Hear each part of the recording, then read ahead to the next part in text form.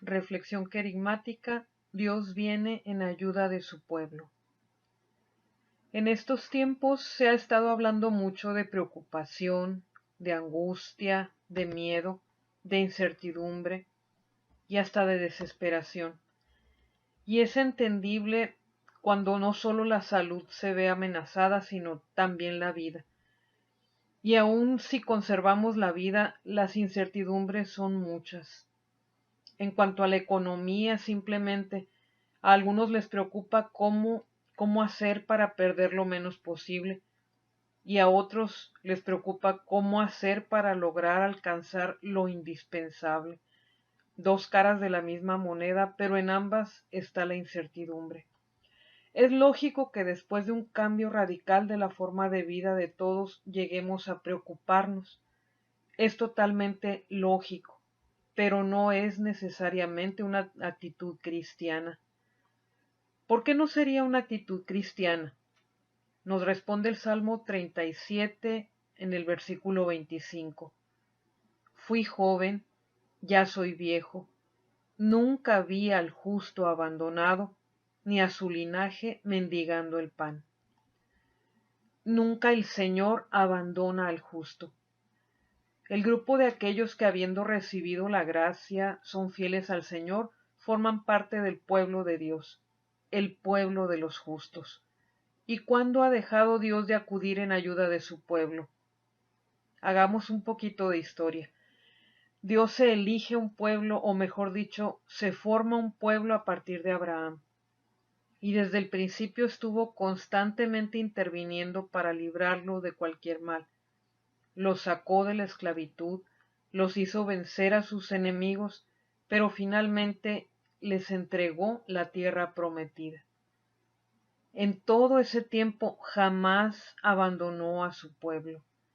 Ese pueblo era figura de la Iglesia, era la demostración histórica de un Dios que no cesa de cuidar, de proteger, de salir en ayuda de su pueblo. Pero tal parece que la mayoría de los seres humanos de todos los tiempos padecemos del mismo mal, tanto los israelitas de los tiempos de los patriarcas como los cristianos católicos de hoy.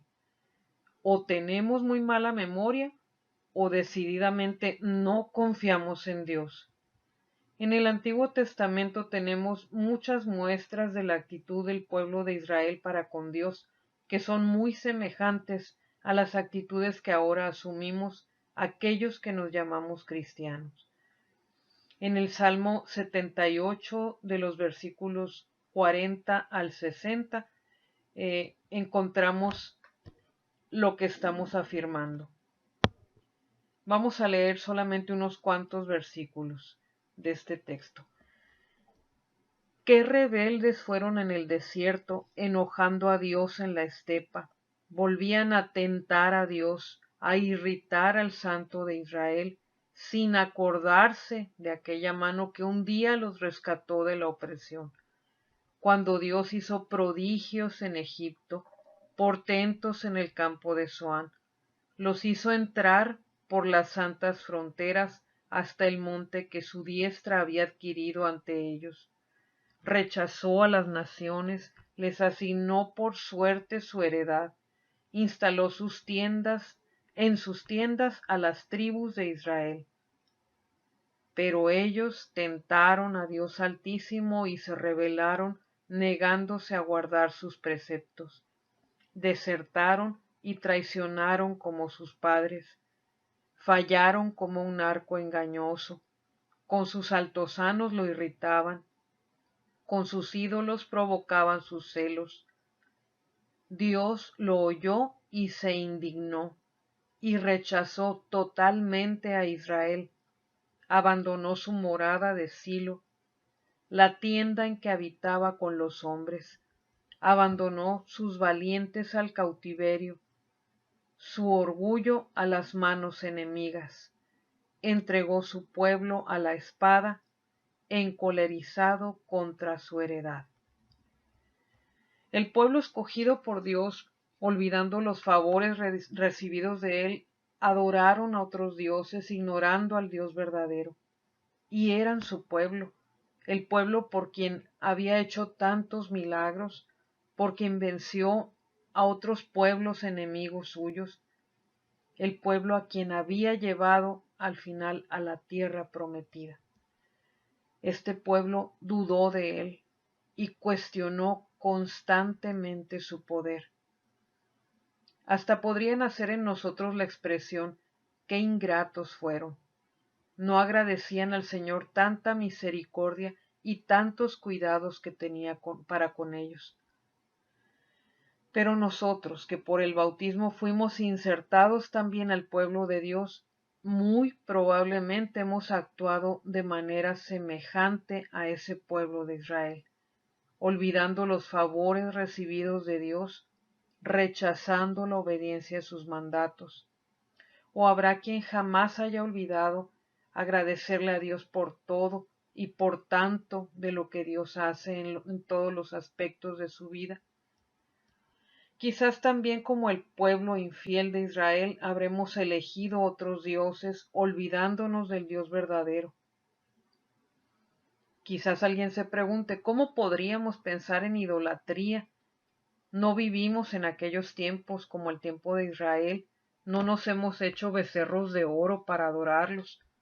Es verdad, pero quizás sí le rendimos, no adoración, pero le rendimos nuestro tiempo, nuestra dedicación a cualquier cosa. Damos todas nuestras energías al trabajo, a la diversión, a la familia, a tantos menos a Dios. Porque incluso al aferrarnos a una idea de lo que considerábamos una vida normal, el añorarla tanto que lleguemos ahora a la tristeza, a la depresión, eso ya es un Dios distinto. Porque en el caso de los fieles católicos, si el Dios verdadero que nos dejó como cabeza visible al Papa y a los obispos nos ha indicado la forma de actuar en esta situación, ¿por qué nos angustiaríamos por lo que no tenemos? Sin embargo, se han levantado muchas voces, incluso de laicos comprometidos y hasta de sacerdotes, cuestionando las disposiciones que ha definido la autoridad legítima de la Iglesia. Cuando las voces son de gente que no cree, no es de extrañarse, pero cuando son los fieles, la gente asidua a las celebraciones eucarísticas, a los sacramentos, sí causa extrañeza, especialmente si somos de aquellos fieles que en el Domingo de la Misericordia repetimos al Señor más de una vez: Jesús, en ti confío. Pero hoy lo que considero más importante señalar no es nuestra falta de memoria de los bienes recibidos de Dios en toda nuestra vida, en cada una de nuestras dificultades hasta el día de hoy. Esto es importante recordarlo, es importante recalcarlo, pero hay algo que me parece aún más importante señalar. Este otro aspecto, el sentir de Dios. ¿Y cómo podría yo conocer el sentir de Dios? Muy sencillo, porque Él lo ha revelado. En el Salmo 78, los versículos del 3 al 22, encontramos este texto que vamos a leer completo. Lo que hemos oído y que sabemos, lo que nuestros padres nos contaron, no se lo callaremos a sus hijos, a la futura generación lo contaremos, las alabanzas de Yahvé y su poder, las maravillas que él hizo. Él estableció en Jacob un dictamen y puso una ley en Israel. Él había mandado a nuestros padres que lo comunicaran a sus hijos, que la generación siguiente lo supiera, los hijos que habían de nacer, y que éstos se alzaran y se lo contaran a sus hijos, para que pusieran en Dios su confianza, no olvidaran las hazañas de Dios y sus mandamientos observaran, para que no fueran lo mismo que sus padres, una generación rebelde y revoltosa, generación de corazón voluble y de espíritu desleal a Dios. Sin embargo, y continúa el texto, los hijos de Efraín, diestros arqueros, retrocedieron el día del combate. No guardaban la alianza hecha con Dios, rehusaban caminar según su ley, tenían olvidados sus portentos, las maravillas que les hizo ver. Prodigios hizo a la vista de sus padres en el país de Egipto, en los campos de Tanis. Hendió la mar y los pasó a través, contuvo las aguas como un dique, de día los guiaba con la nube y cada noche con resplandor de fuego. En el desierto hendió las rocas, los abrevó a raudales sin medida. Hizo brotar arroyos de la peña y descender las aguas como ríos. Pero ellos volvían a pecar contra él, a rebelarse contra el Altísimo en la estepa. A Dios tentaron en su corazón, reclamando manjar para su hambre. Hablaron contra Dios, dijeron, ¿será Dios capaz de aderezar una mesa en el desierto? Ved que él hirió la roca, y corrieron las aguas, fluyeron los torrentes. ¿Podrá de igual modo darnos pan y procurar carne a su pueblo? Entonces Yahvé lo oyó y se enfureció. Un fuego se encendió contra Jacob y la cólera estalló contra Israel, porque en Dios no habían tenido fe ni confiaban en su salvación. Termina la cita bíblica.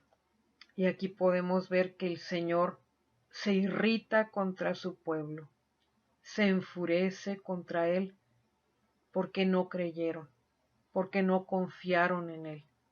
El Señor se enoja y con muy justa razón. Pero nosotros que estamos acostumbrados a buscar y defender los derechos de los seres humanos decimos, tenemos derecho de que se celebren misas y sacramentos, tenemos derecho de que se abran los templos, tenemos derechos. Es cierto, es bueno defender los derechos humanos, pero ahorita, ¿quién vela por los derechos de Dios? ¿A quién le importa el sentir de Dios, lo que Él quiere, lo que Él nos pide? A nosotros como su pueblo. Además de que nos pide tan poco y nos da a cambio tanto. Cuán pocos son los que se detienen a agradecer, a alabar a Dios por los bienes recibidos, por su presencia en todo momento de nuestras vidas. ¿De cuántos males nos habrá librado el Señor en nuestra vida, en toda nuestra historia, y ni siquiera nos dimos cuenta? ¿Cuánto habrá por agradecer al final de nuestras vidas cuando el Señor nos presente cada una de las gracias que derramó sobre nosotros? Ahí veremos cada uno de los momentos que no valoramos sus gracias, cuando despreciamos o ignoramos su presencia por pequeñeces. No es este el estilo de vida de los fieles cristianos. No es este el pueblo que Dios quiere. Por más que el bautismo nos haya hecho hijos de Dios, si no vivimos como tales, no formamos parte de ese pueblo en el que residen sus promesas. Sin embargo, a pesar de no haber sido sensibles ante el sentir de Dios, a pesar de no haber respondido antes de la manera que Él esperaba de nosotros, si arrepentidos volvemos hacia Él, con los brazos abiertos nos recibirá. Y no solo eso, tan grande es el corazón de Dios, tan sublime su amor, que no solo nos recibirá, sino que nos dará el mayor de todos los dones, el don supremo, el perdón. Esta sílaba, el prefijo per, al anteponerla a una palabra, implica suma grandeza, bondad, intensidad. Por lo tanto, al decir perdón, estamos hablando del don más grande que el Señor puede darnos, el Espíritu Santo. Este Espíritu que hará de nosotros un nuevo pueblo, para que dejemos de repetir la historia de fidelidad e infidelidad del pueblo de Israel. Pero ¿cómo puede lograrlo? ¿Cómo dice el Señor que logrará esto? Lo encontramos en Ezequiel 36 del 24 al 28. os recogeré de entre las naciones, os reuniré de todos los países y os llevaré a vuestra tierra. Derramaré sobre vosotros un agua pura que os purificará.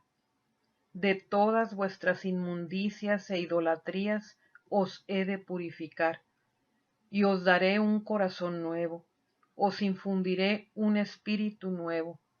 Arrancaré de vuestra carne el corazón de piedra, y os daré un corazón de carne. Os infundiré mi espíritu, y haré que caminéis según mis preceptos, y que guardéis y cumpláis mis mandatos. Y habitaréis en la tierra que di a vuestros padres. Vosotros seréis mi pueblo, y yo seré vuestro Dios. Este texto nos habla que seremos recreados por el Espíritu Santo para poder ser verdaderamente fieles a Dios, para ser verdadero pueblo de Dios, un pueblo según su corazón. Porque de otra manera, sin haber sido cambiados, renovados por el Espíritu Santo, ¿cómo podríamos amar verdaderamente a Dios con un corazón soberbio, con un corazón egoísta o un corazón altanero? No seríamos distintos a los fariseos del tiempo del Señor Jesús o a los descreídos de nuestro tiempo. En cambio, habiendo infundido el Señor en nosotros su Espíritu, podremos amarlo como Él desea ser amado. Y eso se traducirá en acciones que distingan a los cristianos, a los del pueblo de Dios, a los que no lo son. Por ejemplo, como en las primeras comunidades cristianas convertidas, en los convertidos de nuestro tiempo, habiendo sido renovados por el Espíritu Santo, no será frecuente encontrar un hermano pasando necesidad, porque entre los que somos hermanos de una misma fe, la generosidad, la humildad, la caridad, incluso la paciencia, serán nuestro sello. Dejemos actuar en nosotros al Espíritu Santo, para no repetir en nuestra vida la historia del pueblo de Israel, sino más bien para que por nuestro medio la luz del Evangelio vaya penetrando cada vez más los corazones en el mundo entero. Que el Señor nos lo conceda por intercesión de la Santísima Virgen María.